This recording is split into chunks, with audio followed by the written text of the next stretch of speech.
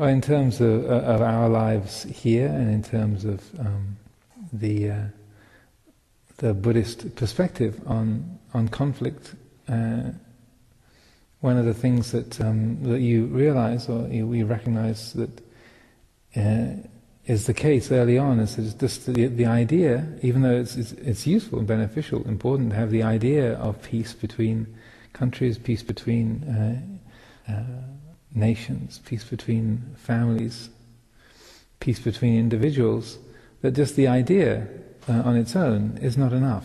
We can have the goal of peace, and we can admire that, we can look up to that, but the actuality of peace and how to enact that, how to embody that, is something very, very different. As T.S. Eliot put it, between the idea and the fact, there falls the shadow. Between the idea of world peace and peace between nations, peace between families, peace between individuals. Yeah, it's the idea is one thing, but the actuality, the fact, is quite another. And so one of the great blessings that Buddhist practice, Buddhist meditation in particular, can do for us is it can help us to see what the root of conflict is, and how we can, say, learn to not be contributing to that cause, the causes of conflict, and we can see what the roots of peace, of harmony are, and we can see how we can contribute to that, how we can participate in that. The Buddha pointed out that it's impossible to have say peace between people unless you have there's a quality of peace within ourselves. And one of the important aspects of this time of the year, the rains retreat, the Vassa period, is we have time for individual solitary retreat as well as group retreats. Like we just had a retreat for a couple of weeks over at the retreat center. We began the Vassa with a monastic community group retreat time. There'll be another week at the end. But throughout this time, and individual nuns and monks have been taking time to have solitary retreat periods, spending many hours a day with walking, sitting meditation, and looking at the mind, looking at how the mind works. And it can be that Amaravati is a very active place, has a large community, as we can see. Here's gathered together on a Tuesday night, 60, 70 people, some outside visitors, many people staying here for short term, longer term, living here also. It's quite a crowd living here and spending an average day here. And so it's easy to have the feeling, oh, life is so busy, got so much to do, so many things that I'm responsible for, and there's always things going on, and such a charge of activity. Wouldn't it be nice to be able to have some time on retreat? I'm really looking forward to having my retreat time. I can get away from all these people, all this activity, so that I can at last have some peace go and spend time in a kuti and get away from it all. Get away from all the people and activity and the many things that I have to do. Fair enough assumption, certainly attractive enough, interesting enough. But then when we go off and have the time by ourselves, and go off to the kuti, and it can easily be the case that the first day or two there's this long, sort of extended sigh of relief of, this is great.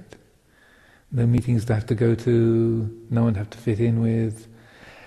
All I have to do is to remember what time to show up for the meal. Go get my bowl, and if I want to eat, and go and receive alms food. Otherwise, it's all open. So we can have a sense of relief. At least I can easily experience that. A sense of relief at not having to fit in with anything else. But then after a couple of days of that, just the contrast between having to fit in with the schedule and fit in with other people, and having to work together with the minds and personalities and priorities of others, that then as as one monk many years ago memorably phrased it, there's just the four walls and your mind. There you are in your dream hut, off at the edges of the property in a quiet corner, and it's just the four walls, the roof, the floor, and your mind. It's day after day, hour after hour, minute after minute, just this mind.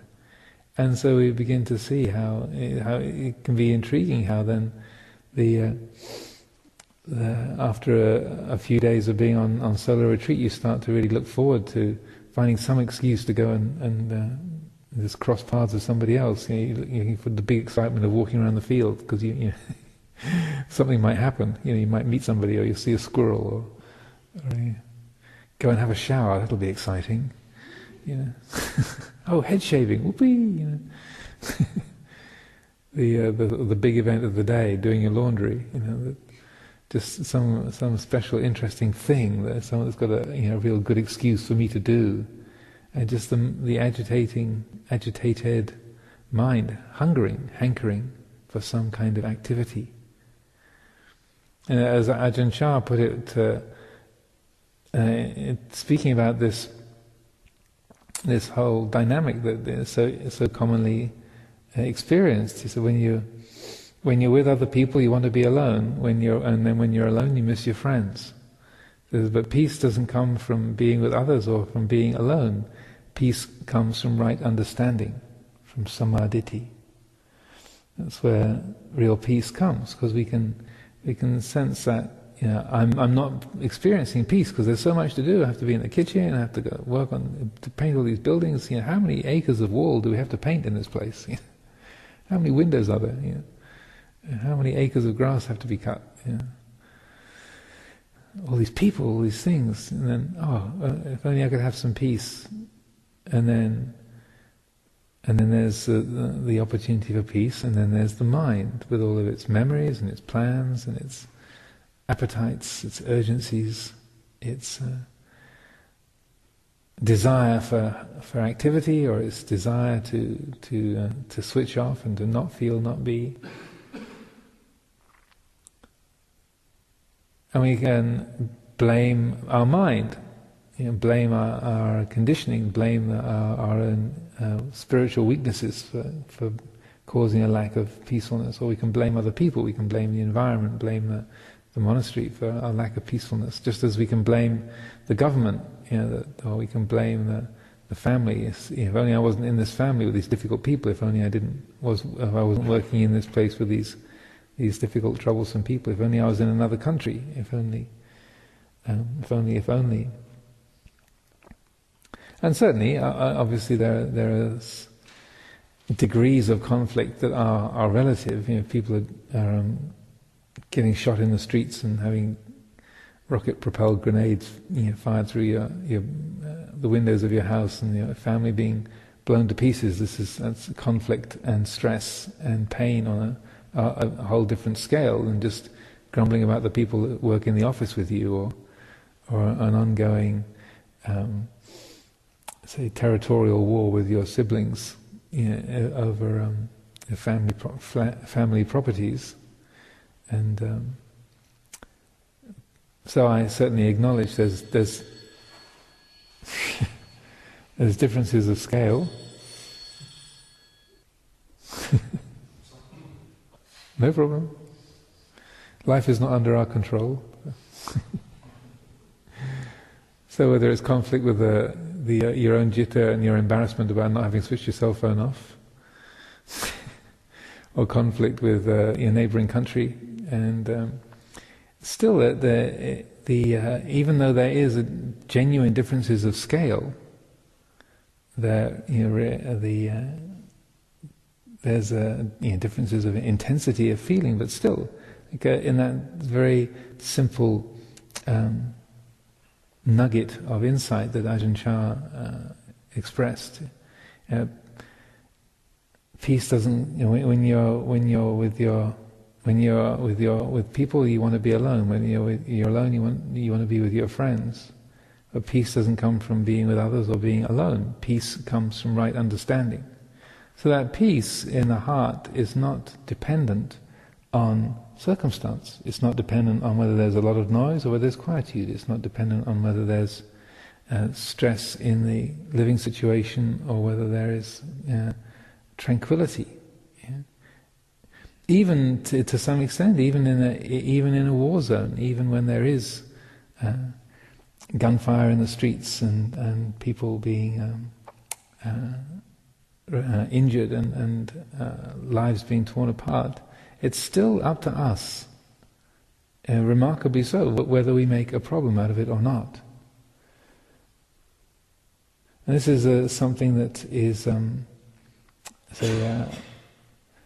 very helpful principle, I find, that the Buddha points to, that it's always up to us, it's always up to the individual whether we create dukkha out of life's situations, even when there's something that's really worthy of blame, of criticism, even when we have a reasonable complaint. And the way he illustrates this, the Buddha was a genius at coming up with extremely graphic and memorable similes and images. So the one that comes to mind in this instance is what's called the simile of the saw. And the Buddha uses this image of being kidnapped by bandits. So if you were kidnapped by a group of bandits and they are cutting your arms and legs off with a two-handled saw, so you're tied down and there's a couple of people, a person at either end of a two-handed saw, and they're sawing your arms and legs off, sawing away. And that is a situation where you would feel it's absolutely justified to have a bit of negativity towards the people who are murdering you, killing you, cutting you up and torturing you. That you think a little bit of reasonable aversion would be allowable, just a smidgen, just to say, excuse me, this is my body you're cutting up. And but the Buddha said, rather than, if you give rise to aversion towards the people that are perpetrating that, if you give rise to aversion on account of what they're doing, if you cultivate negativity towards them, then you're not following his teaching. You're not. Your heart cannot be in alignment with the Dhamma. You're not following the teaching. So that's a pretty tall order. This is Olympic class Dhamma practice, and. In some respects, you can think, well, I couldn't possibly manage that, or how could I hope to do that? But what the Buddha's doing he's creating this very, very graphic image, and deliberately using a situation where you think it's completely reasonable to have some aversion or some hatred towards other beings. That they really are harming you. They really are deliberately causing you misery. But he said, even in a situation like that, it's that sense of negativity and ill feeling, wishing, extending ill will towards others is out of accord with Dhamma. It has to be. And so, what he encourages is, rather you should be thinking, I will abide, pervading one quarter with a heart imbued with loving kindness. This is what you should be. That the chant that we do on the Brahma Viharas, the suffusion with divine abidings, that comes from the simile of the saw. That's right there in that sutta, in the middle-length discourses. I will abide, pervading one quarter with a heart imbued with loving kindness. Likewise the second, likewise the third, likewise the fourth. So as you're lying there, having your arms and legs sliced off. Then what he's encouraging that you come to mind with is that may you be happy, may you be at ease, abundant, exalted, immeasurable, and so that's a tall order, and it might seem quite ridiculous or impractical, but what the Buddha's pointing to in that is saying that it's always up to us, even in the most testing and difficult situations, whether we create a problem out of it or not. We always have the capacity to bring the heart into accord with the situation that we're experiencing, regardless of how easy or reasonable it seems to be to complain. And obviously the experience of being kidnapped and tortured by others is fairly rare, at least in this part of the world, this country, at this time. But the kinds of torture that we do experience, of chronic illness, like physically, of having chronic illness, the pain in the body, or terminal illnesses, or psychological pain of long-lasting stresses and strains within our family, long-lasting sort of tensions and conflicts and so forth, that we might feel similar degrees of oppression, having someone who's close to us who is very burdensome, or who's causing a lot of difficulty in our lives, or our own body being filled with pain and ailments. And so that we can see the mind moving towards complaining or criticizing, blaming, and moving towards that habit of reasonable hatred, wanting to take refuge in complaining. But it is impossible to complain your way to Nibbana. I guarantee. There is no there is no way you can follow that track and arrive at peacefulness. So the peace that comes from right understanding, the peace is entirely in the attitude. The peace is not just in a tranquil world. The peace that is being talked about in this respect, it's not everybody around us living harmoniously and respectfully with each other. It's not all the fights disappearing from the world around us, or the violence disappearing from the animal world. It's more to do with the peace of our attitude. The peace, as Ajahn Chah put it, that peace comes from right understanding, right view. Now, in this respect, there's different ways that you can characterize right view, but one of the ways that comes to mind, I think it also comes to mind because in the kuti where I live, that Luang Por Sumedho had this piece of calligraphy pinned up on the board in the little sort of kitchen area, a little kitchenette. Up on there's a small notice board on the wall, and he had this big. Most of the notice board is taken up with this quotation from the Buddha about right view, and it's saying that one who has right view understands that all that arises is arising dukkha. All that arises is dukkha arising. Everything that arises is arising dukkha, and when things cease, what's ceasing is dukkha, is ceasing.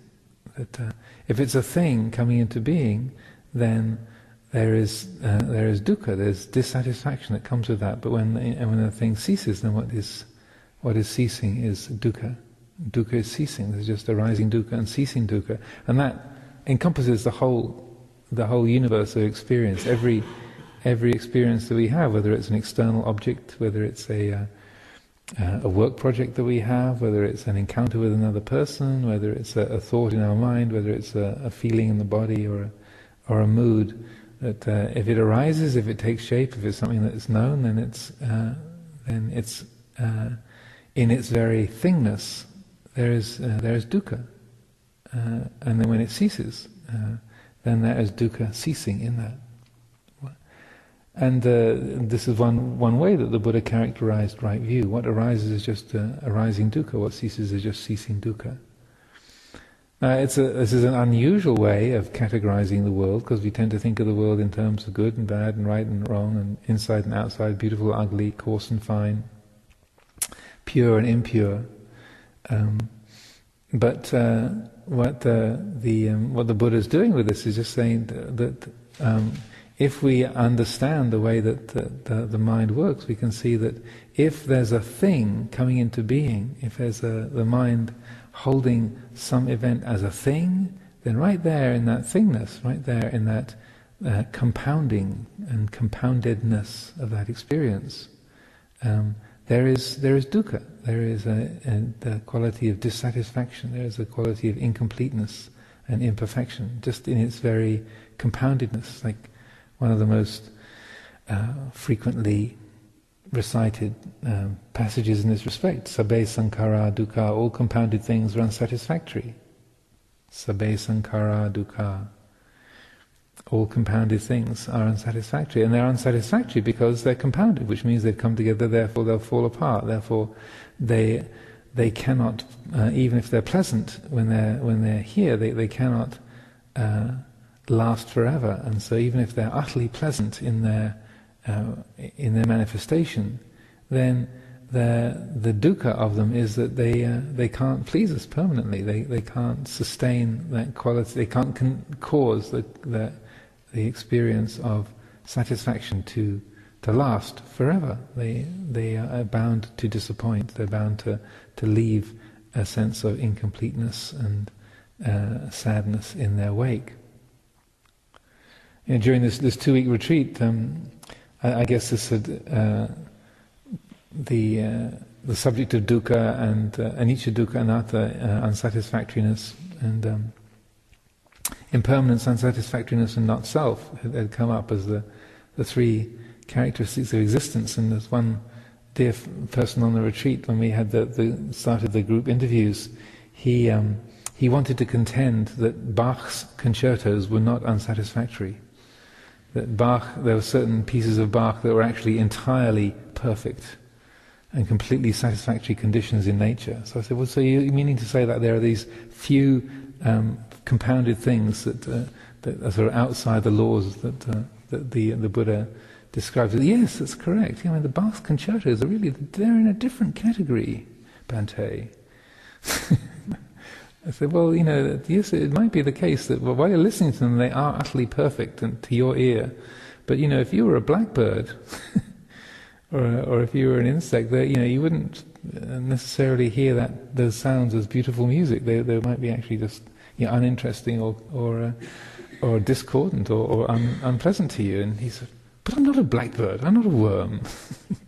So therefore Bach's concertos are in fact absolutely perfect. So we went back and forth about this and agreed to disagree eventually. But this is, Buddhist teachings are always offered for consideration rather than being put forward as sort of diktats that people we're supposed to believe. So in saying these things, like all that arises is arising dukkha, and all that ceases is ceasing dukkha, I'm also aware that might sound a bit too much of a sweeping statement, or might seem like a strange way of categorizing all experience. But this is worthy of consideration and worthy of contemplating, because what the Buddha is saying is not that every experience is unpleasant, because there's delightful feelings, pleasant feelings, the happy feelings. They can be experienced, but in their very compoundedness, in their very conditionality, the very fact that they arise and are only able to be sustained for a period of time and then they cease, that very conditioned nature of them, that's what is their unsatisfactoriness, that is their quality of dukkha. Even if it's like if you're a musical person and you adore Bach and then you hear a Bach's concerto in D minor, you think it's utterly perfect. Then you are, in that respect, you're conditioning the mind to be habituated to the presence of that particular thing. And so then when you hear Bach's concerto in D minor and somebody plays it badly, then because you're habituated to it being done right, and when it's being done wrong, how could they do that? How could they butcher it? Speaking of which, I mention this because I actually do possess a cell phone myself, a BlackBerry, and the ringtone that I have set on it is Bach's concerto in D minor. And I didn't have the heart to confess to this dear fellow on the retreat that that his blessed and sacred piece of music was being co-opted to be in this very unexalted role in the universe of being the ringtone on my BlackBerry. I had a feeling he would disapprove. Maybe not, but maybe he would. So that we don't see that's why something that we think is beautiful, like a beautiful relationship, or looking at the way that we relate to like a great spiritual teacher like the Buddha, or Ajahn Chah, or the mind can say, "What's there?" The Buddha was a perfect being. He was absolutely marvelous, and there's the ideal the human condition perfected. That was right there. This is a perfect thing. But also the Buddha would say, and did many times, Sabbe Sankhara Dukkha. If it's come together, then it's unsatisfactory, and that he would refer to his own physical being in that way. This is the body is dukkha. The thoughts, feelings, perceptions, these are all anicca, dukkha, anatta. They are transient, uncertain, ownerless, unsatisfactory. They can't please permanently in and of themselves. But then also, as things fade away, then what's fading is dukkha, fading. So as things cease, in that when that condition comes to an end, then there is the cessation of that dukkha, that unsatisfactoriness, when the mind is not fixated on that thing, or is not creating that thingness. Because in a sense, we impute the quality of thingness. We make a thing, like we call this a clock, or we call this a chair, a Dhamma seat.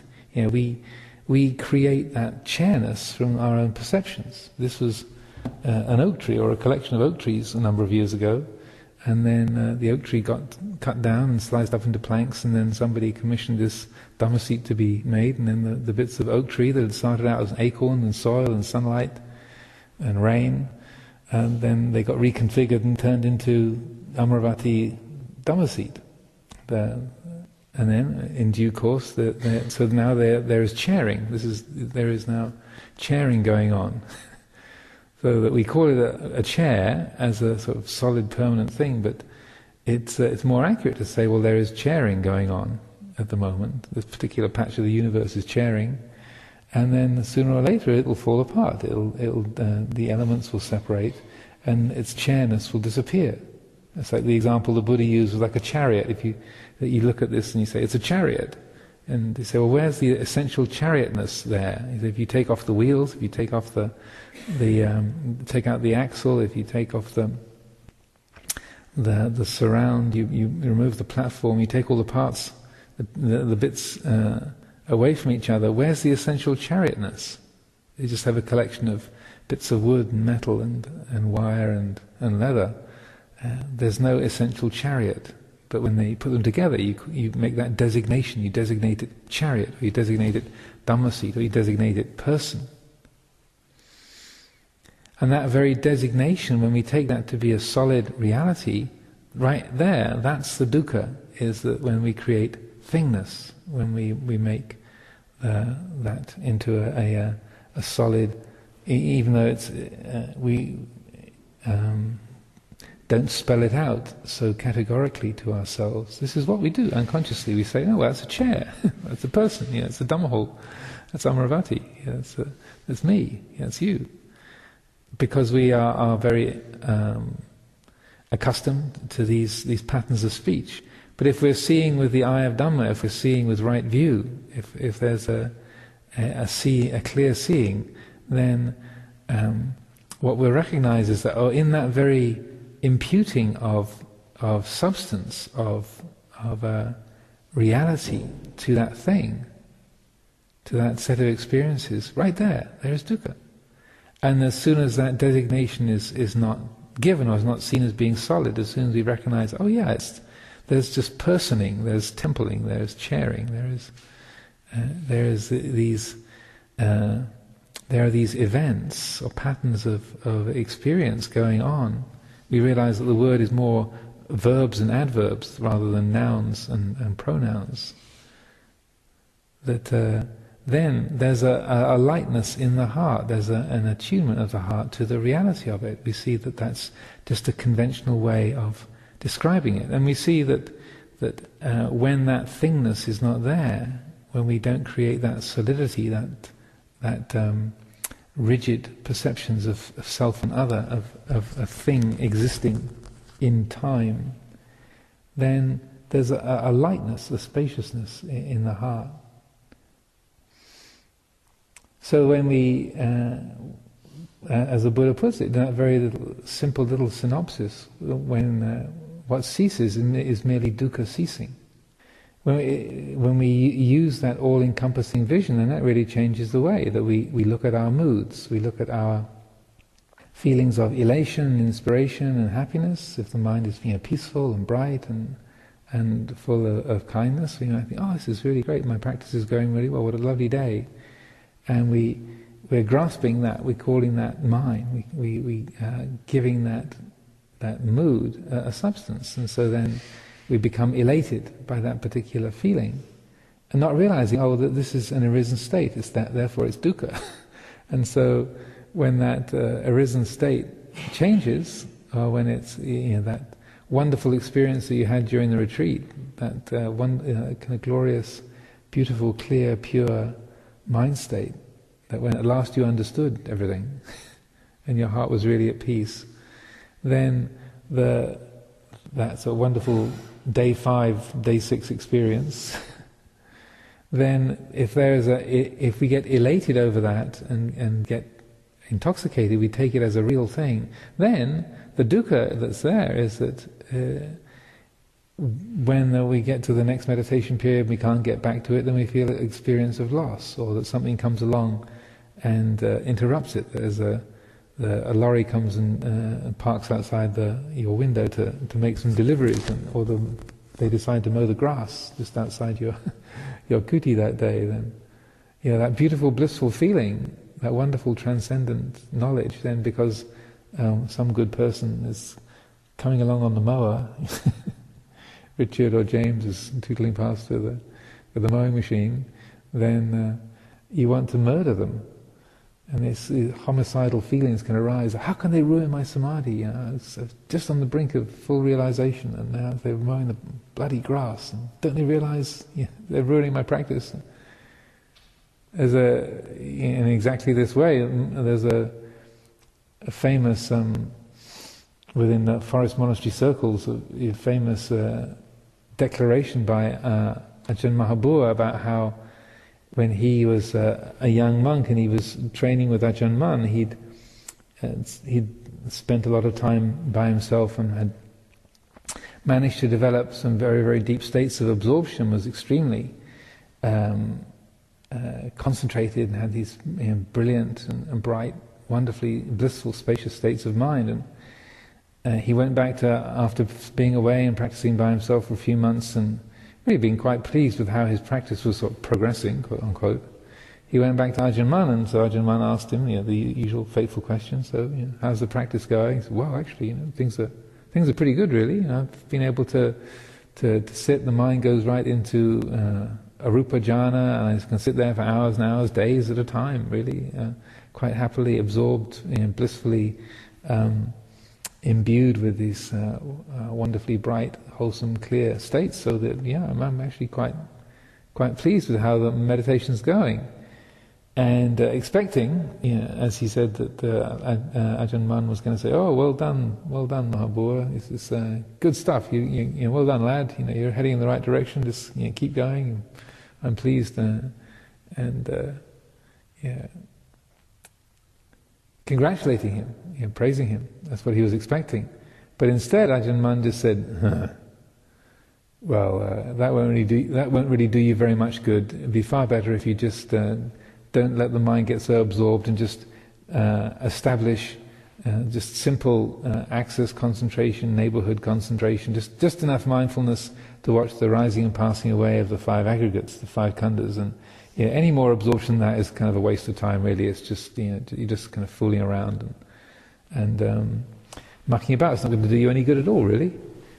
And so one of the reasons why this is famous as a story is because Ajahn Mahabua then admits that he got into an argument with Ajahn Mun, and they went head to head with raised voices for an extended period of time that people could hear around the monastery for some distance. This young monk kind of objecting and criticizing, arguing with the teacher, but neither of them were going to back off, and so eventually Ajahn Mahabua decided that he would respectfully choose to disagree with Ajahn Mun, and took his leave and went off and went back to try and continue with his practice and to revisit those bright and beautiful mind states. But of course, having argued with his teacher and having had this sort of the advice to not get so absorbed that something in him couldn't forget that, something couldn't ignore that, and so he found that he couldn't get back into those same states of absorption, and that no matter how hard he tried and how fiercely and intently he tried to focus his mind, and no matter how hard he worked, he just couldn't get back to those states of quietude and focus, states of absorption. And he made the comment, if it had been anyone other than Ajahn Man, who'd caused me to lose those beautiful mind states, I would have killed them. So here you have this great master. Later on became the Arahant, and an Arahant and a most highly revered teacher in Thailand, saying that he was experiencing homicidal feelings towards his own teacher, because, on the basis of these very beautiful and wholesome states. That's why even things like arupa jhana, where you sit with the mind in rapture with bliss for like 3 or 4 days, a week at a time, a couple of weeks at a time without moving, that can be seen as dukkha, because when you can no longer get it, when it's no longer accessible, then you feel bereavement, you feel murderous feelings towards that which you see as having caused you not to be able to experience it. Therefore, dukkha. The very feeling of it being a real thing and that you being the owner of it, these insidious qualities of attachment, identification, and solidification, they creep into the mix and cause us to create dukkha around that. But when we don't do that, when we see clearly, when we see that, this is just dukkha arising, even this beautiful bright mind state, this lovely wholesome quality, this beautiful thing that we're bringing into the world, this is just dukkha arising, and then when it comes to an end, there's just dukkha ceasing. Also, even in that moment when you see that, this is empty, this is not self, this is just the patterns of nature coming and going and changing, in that very moment of seeing through its thingness, seeing its transparency in a way, seeing that there's no thing there, no real thing there, in that moment, then what happens is that the dukkha ceases. As long as there is thingness, there is dukkha. When the thingness ceases, then the dukkha ceases, either through the conditions of running out and dissolving, or it being seen through, its insubstantiality, its transparency being known. So this might sound like quite high-minded philosophy, but this is absolutely directly useful for our own practice, dealing with our own moods. If we are feeling restless, we're feeling despondent, sad, or lonely, it's feeling like I'm in the wrong place, or this isn't, my practice is useless, or my mind is so terrible, I'm filled with so much fear and aversion, and I'm just so utterly mediocre, I'm so wishy-washy, I'm a failed meditator. Then, if we recognize, this is a mind state, this is just a thing that has arisen, this is dukkha that has arisen, and maybe in its presence, it's uncomfortable in its presence, but it's just to be able to say, this is just arisen dukkha. That's all that's happening. This is just a condition that's come into being. It's supposed to be dukkha. This is what they all are. They're always unsatisfactory. To know it simply as a mood, to be able to feel its presence, to recognize, this is an arisen thing. This attitude, this mood, this feeling. Just as if it's a bright and beautiful mood, a beautiful mind state, a lovely, elated, enthusiastic, cheerful, bright and wholesome mood, to be able to say, this is dukkha, this wonderful, joyful, cheerful mind state, this beautiful state of clarity and bliss, this is just dukkha that's arisen. And this might sound like a very negative or sour approach, little dukkha, the kind of grumpy, sort of negative, interpreting that point of view as being sort of negative or as a put down. It's not at all. It's just saying that this is its nature. This in itself cannot satisfy. This is just an ordinary, imperfect aspect of nature. That's all. It's just nature doing its thing. That's all. That's all it is. That's all it can be. Nothing to get dejected about, nothing to get elated about. So that in that respect, we're able to stay balanced and focused. There's a centeredness, an equanimity in that what the Buddha called tatra majjhatthata, or being in the middle of things. That in a way is the perfectly equanimous heart, the quality of upekkha, of equanimity, of serenity, evenness of mind, is that quality of centeredness, tatra majjhatthata, being in the middle of thatness. Literally, there's a centeredness. Oh yeah, this is just this is a bright feeling. This is an average feeling. This is a sad feeling. That's what it is. As soon as we buy into it and we think, oh, I'm sad, or I'm excited, or I'm inspired, or I'm feeling lazy, or I'm tired, I'm agitated. As soon as the I am takes hold of it, we're not in the middle anymore. We're out being swung around on the periphery.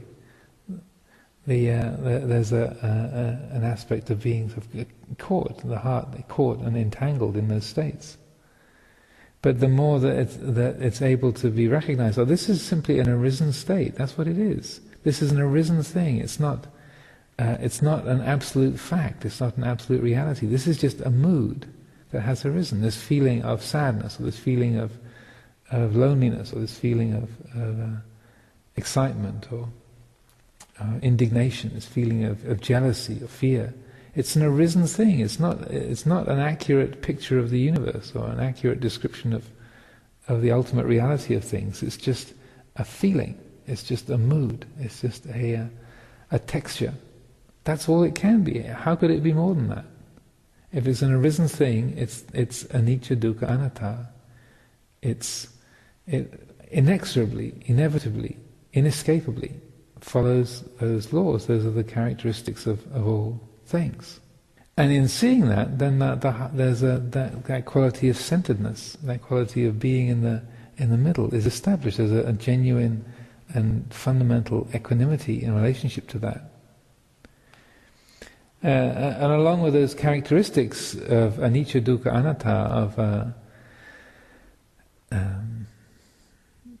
impermanence or uncertainty, anicca, not sureness, not fixedness, dukkha, unsatisfactoriness or incompleteness, inadequacy, anatta, the things not being self. These are, the Buddha described these as being the characteristics of all existent things. If it's a thing, then it's necessarily anicca, dukkha, anatta. That this is all things, pure and impure, internal, external, coarse or refined, pleasant or painful. They all have these characteristics, every single one. Along with these, there are other characteristics that all things also possess, and this was pointed out particularly by Ajahn Buddhadasa. He talked about the 9 das, or the nine. It's a pun in the Thai language that the word da means I, but all these qualities also end with the Pali word, Pali syllable T, long A, ta, which means the quality of, or the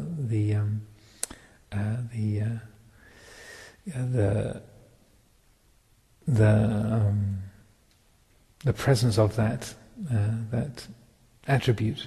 So anicca means impermanence. Anicca means impermanent. Anicca means impermanence. Or dukkha means unsatisfactoriness. Dukkha means unsatisfactory, it's the adjective. Dukkha means unsatisfactoriness. Anatta means not selfness, or the fact of not being self. So then the others, it's also helpful to reflect upon. This Ajahn Buddhadasa outlined the next 3 as Dhammata, that all things are of the nature of Dhamma, that's their fabric, that they are of the fabric of Dhamma. They are of the nature of Dhamma, Dhammata. they are Dhammatitata, which means they are established in Dhamma, that they take their shape and their form according to the laws of nature, and Dhammaniyamata, that they function, the way they change, the way they act, also follows the laws of nature. So Dhammata, Dhammatitata, Dhammaniyamata. So they have the substance of Dhamma, the function according to the laws of Dhamma, and the appearance, the way they look, the way they're formed, is also in accordance with Dhamma, with the way nature is. This is again the characteristic of all things. They all of the fabric and form of Dhamma. And also a couple of these that he outlined were sunyata, the things are empty. They have the characteristic of emptiness, empty of self and what belongs to a self. And also tattata, the suchness. There's a quality of presence, of isness, if you like. Now the more that we can look at a mood or a feeling, an experience, whether we're feeling happy or excited, or feeling sad and dejected, whether we're feeling comfortable or uncomfortable, the more that we can see, this is just Dhamma following its own patterns. This is all, its substance is Dhamma, its appearance is in accord with Dhamma, it's the way it functions is according to the laws of Dhamma. Then it makes it all a lot less personal. It makes it very clear, this is just nature doing its thing. There's this feeling of anger, this feeling of disappointment, this feeling of excitement, this feeling of this beautiful mind state, this chattering, endless, obsessive thought. This is just nature doing its thing, that's all. Just like the chattering of the birds, having their conversations and arguments in the morning, their little territorial stakeouts that the bird song is making every morning. It's just nature doing its thing. It's like the thoughts that arise in our mind, the phrases that form, the memories, the regrets, the nostalgia, the delights, the inspired ideas, the unwholesome passions. This is just nature doing its thing. And then the heart that recognizes, this is just dukkha arising, this is just dukkha ceasing. This is just nature forming shapes, dissolving. This is just the way that life works. Then there's a tremendous spaciousness, an extraordinary lightness, an extraordinary openness, because we find the heart is unafraid. There's what they call there's a quality of imperturbability or intrepidity. There's a fearlessness. The heart can be open to all experiences. The pleasant ones, you're not trying to hang on to them and you're afraid that they're going to go away, or the ones that are uncomfortable, you're not afraid that they're going to come in and take over, or that you're going to be stressed or burdened with that forever. You can just let it in, breathe it all in, take it in, know it, and let it all go. That there's a fearlessness there. There's a limitless openness of the heart. There's a quality of centeredness. So when we use a term like right view, it can seem a little bit clinical or remote, but it has also this powerful tone also to it. The right view has this quality of infinite spaciousness, also of the receptivity. There's a sense of unbiased receptivity, an open-heartedness and a fearlessness, nothing to be afraid of. Nothing can get damaged, nothing can be lost, nothing can burden us, nothing can stress us. There's that sense of of freedom, of what's here that could be taken away, what's here that could be corrupted, what's here that could be lost, what's here that could be destroyed. It's just Dhamma. Yeah, it can't lose anything, it can't gain anything, it can't be hurt, it can't be damaged, it can't be lost. So what's to be afraid of? What's to be anxious about? What's the worry? So in terms of particularly of our of time in retreats and using the opportunities that we have for during this period for formal practice, just this night we have the vigil together, and then all the other times that we have either in formal retreat mode or outside of retreat in an ordinary everyday work in the office, the library, the kitchen, or the workplace, wherever it might be. You're seeing this is how we establish peace within ourselves. That the real peace comes from this quality of right view, of this perfectly balanced view, that sense of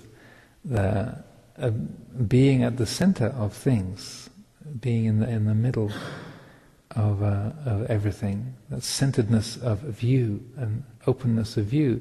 This is how we really establish peace within ourselves, so that when something comes along that is appealing or gladdening, we don't chase after it and try to own it. We don't get entranced or bedazzled by that. If something comes along that is oppressive or threatening, we don't run away and hide or contend against it or run away from it. Far more, the heart is able to respond. So whether something is attractive or unattractive, whether it's appealing or threatening, whether it's wanted or unwanted, expected or unexpected, then the heart can relate to that from a place of responsiveness. So what we do or what we say, if we move towards something and engage, or whether we just hold back or be still, whether we say something or be quiet, whether we engage in activity or just leave things alone and walk away, all of those choices are guided by that quality of right view, of attunement to the situation, attunement to the people that you're with, the work that's going on, the environment that we are a part of. That quality of attunement then guides our actions, guides our speech, guides the things to be done. In this way, guided by wisdom, by mindfulness, by kindness, unselfishness. That's what guides our actions and our response. So then we can live at peace with things, even if others are not being peaceful with us. We can be at peace with them, and not being a sort of I'm being at peace, or I'm sort of blanking you out and just saying, you're empty, you don't exist. I'm going to be peaceful in here and sort of blot you out. No, that's not a wise or a real kind of peacefulness. The peace is not just walling ourselves off behind a veneer or a barrier of aversion or just isolation. It's not that. Peace. This peace is based upon an openness to things. Is based on an attunement to the way things are, but a radical non-contention with the way things are. It's a peace that's open to the world. It's open to all things, connected to all things, participating in all things, but is unconfused by them. Is, say, attuned to the way things are, so that even if others are being aggressive or difficult, then you don't react blindly to that. You draw upon the resources of wisdom, your own intuitive wisdom, the capacity of your own heart to respond appropriately to the situation. You're drawing upon the heart's intrinsic relatedness to the nature of all things to guide action and speech. Your heart is a part of the whole order of the universe, the nature of your own being. Your own heart is a part of the whole natural order. So you draw upon your heart's relatedness to that natural order. Its relatedness to all things. And out of that relatedness, out of that sense of attunement, then we speak or act in accordance with what's useful. what's appropriate. And now that I see that speaking of mindfulness, the clock has wound its way around to 9:47, so that's just about the hour. So I will offer these thoughts for reflection this evening, and whatever has been useful, please take that and use that, and whatever has not been useful, then please leave that aside.